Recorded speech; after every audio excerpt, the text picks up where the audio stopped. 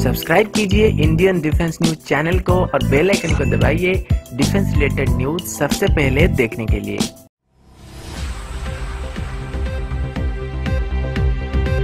नमस्कार दोस्तों, मेरा नाम है अंशुमन नायक और आप सभी का बहुत बहुत स्वागत है इंडियन डिफेंस न्यूज की डिफेंस टॉक सीरीज में, जहां पर हम रोज नए नए डिफेंस अपडेट्स के बारे में बात करते हैं। तो चलिए देर ना करते हुए आज की वीडियो शुरू करते हैं।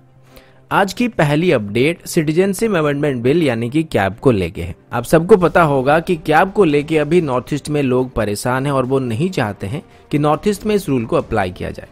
मैं लोकल पॉलिटिक्स से दूर रहना ज़्यादा पसंद करता हूं क्योंकि इस पर चर्चा करने के लिए बहुत लोग मौजूद हैं और इसमें लोगों की सेंटिमेंट जुड़े होते हैं, जिस वजह से सबका अपना अपना ओपिनियन भी होता है और कमेंट सेक्शन में एक अलग ही महाभारत चल रहा होता है। लेकिन अभी मैं कैब के बारे में इस वजह से बात कर रहा हूं क्योंकि कैब और एनआरसी की वजह से अभी शायद बांग्लादेश और भारत के बीच संपर्क थोड़े से खराब होने वाले हैं। हाल ही में ही बांग्लादेश के फॉरेन मिनिस्टर भारत के गस्त पर आने वाले थे, लेकिन अभी उनकी भारत यात्रा को कैंसिल कर दिया गया है। इसे कैब की वजह से कैंसिल किया गया या फिर नहीं किया गया, इसको लेके कोई भी क्लियर स्टेटमेंट नहीं दिया गया है। लेकिन असम में जब एनआरसी को इम्प्लीमेंट किया गया था तो तब वहां पर करीब 1.9 मिलियन लोग थे जिनके पास इंडियन सिटीजनशिप मौजूद नहीं था और जाहिर सी बात थी कि ये सारे लोग बांग्लादेश से भारत आए थे। इसके बाद बांग्लादेश के प्राइम मिनिस्टर शेख हसीना और पीएम मोदी जी के बीच भी एक मीटिंग हुआ था जिसमें भारत की तरफ से बांग्लादेश को एश्योरेंस दिया गया था कि एनआरसी हमारा इंटरनल मैटर था जिसमें बांग्लादेश को चिंता करने वाली कोई बात नहीं है। और कैब के बाद उन 1.9 मिलियन लोगों में से शायद मैक्सिमम लोगों को इंडियन सिटीजनशिप मिल सकती है, क्योंकि उनमें से ज्यादातर जो लोग हैं वो हिंदू कम्युनिटी से हैं। तो अभी ऐसी क्या बात हो गई जिस वजह से बांग्लादेश हमसे नाखुश हो गया है?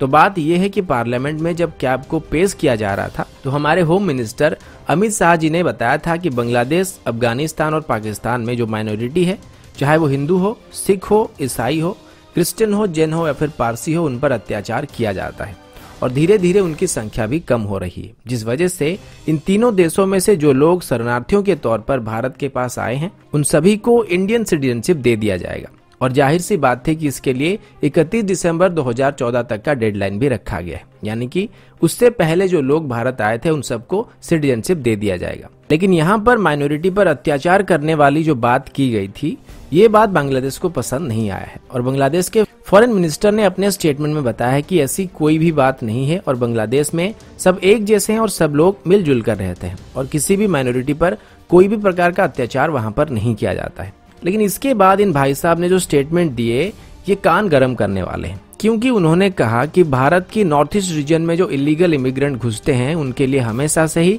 बांग्लादेश को क्रिटिसाइज किया जाता है। लेकिन फॉरेन मिनिस्टर होने के नाते उनका मानना यह है कि उनके देश के लोग भारत में आने के बदले इंडियन ओशन स्विम करके इटली जाना ज्यादा पसंद करेंगे, क्योंकि बांग्लादेश के लोग वहां पर जाना पसंद करते हैं जहां पर वो अच्छी अर्निंग कर सके और भारत का पर कैपिटा इनकम इतनी ज्यादा अच्छी नहीं है। इसके अलावा उन्होंने वहां पर जीडीपी की बात की कि बांग्लादेश की जीडीपी अभी 8 और 8.1% है और 2020 तक उनकी पर कैपिटा इनकम भारत से भी आगे बढ़ने वाला है। ऐसे में बांग्लादेशी भला क्यों भारत में घुसने की कोशिश करेंगे?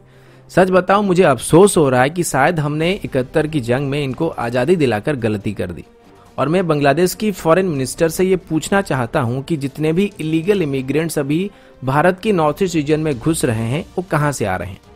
और ये जो आपने इंडियन ओशन तैर के इटली जाने वाली बात की, तो ट्राई करके देखिए, बिना वीजा के इंडिया में घुस जाते हो चल जाता है, लेकिन इटली में घुसने की कोशिश करोगे तो सीधे मिसाइल के ऊपर बिठा के बांग्लादेश डिपोर्ट कर देंगे, फिर करते रहना अच्छे अर्निंग। अगला अपडेट आईएनएस अरिहंत को लेके। तो राज्यसभा टीवी में एक अपडेट के मुताबिक भारत की दूसरी nuclear ballistic missile submarine INS Arihant अभी अपने सारे जरूरी सी ट्रायल को पूरा कर चुका है और 2020 तक इसको ऑफिशियली इंडियन नेवी में शामिल किया जाएगा। आईएनएस अरिहंत की बात करें तो ये अरिहंत क्लास की दूसरी सबमरीन है जिसका कोड नेम S3 है। इससे पहले इसको आईएनएस अरिधमन कहा जाता था, लेकिन पिछले साल इसके नेम को चेंज कर दिया गया है। इस साइज के मामले में आईएनएस अरिहंत से थोड़ा सा बड़ा है और ये अरिहंत के मुकाबले ज्यादा मिसाइल्स को भी कैरी कर सकता है। इसकी डिस्प्लेसमेंट करीब 6000 टन की है और अभी इसको विशाखापट्टनम में रखा गया है। इसके अलावा अरिहंत क्लास के 2 और सबमरीन्स को भी अभी बनाया जा रहा है जिनका कोड नेम S4 और S4 स्टार है। इनकी डिस्प्लेसमेंट अरिहंत क्लास के वेसल के मुकाबले 1000 टन से भी ज्यादा बड़ा है और इन दोनों सबमरीन्स में K4 और K5 SLBM को डिप्लॉय करने का फैसला किया गया है और इन दोनों को 2023 और 2024 से 25 के बीच नेवी में शामिल किया जाएगा।